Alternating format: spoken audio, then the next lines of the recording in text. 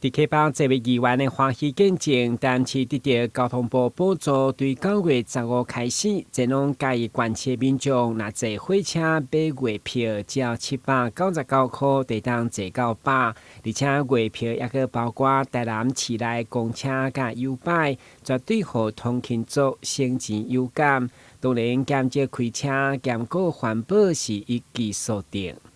那对于县市，嘉义县市跟台南是互惠互利的事情，但最大的受益者还是我们的民众，不管是通学还是通勤，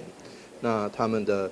交通费用这大大节省，而且一票到底，不需要中间再买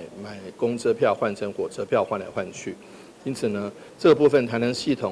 的系统早就已经整合完成。那碰到嘉义市的系统，他们也将在最短的时间内来整合。其实台南到高雄、屏东对2023年就推出每个月999块的定期月票，嘛是无限代替坐几摆来往，而且买当使用3个县市的公共运输，到达每个月拢超过1万张的月票继续申办。所但市高雄局预计年底进前也会推出包括会当坐家己公共运输的999块定期月票，以拍开嘉义县市甲台南之间的共同生活圈。台南新闻阮子采访报道。